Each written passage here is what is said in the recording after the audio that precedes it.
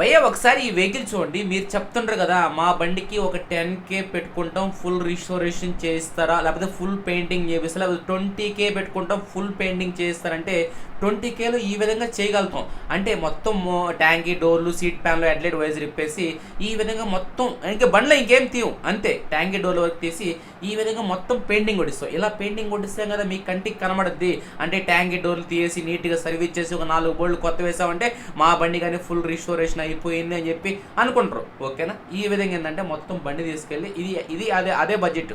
అంటే తక్కువలో అయిపోవాలి, లేకపోతే కొంతమంది సాల్ట్ ఏరియా తిరిగాళ్ళు ఉంటారు, వాళ్ళు ఏంటంటే ఈ విధంగా పెయింటింగ్ కొట్టించుకుంటారు. ఇది మీకు ఎందుకు చూపిస్తానంటే లో బడ్జెట్లో ఇలా కానీ చేసుకోవచ్చు. అంటే ఈ వర్క్ మీకు నచ్చిందంటే ఇక్కడ చూడండి, బండికి వైరింగ్ ఎటు మీద, నట్లు మీద, బోల్డ్ మీద, అన్నిటి మీద పెయింటింగ్ పడిపోద్ది.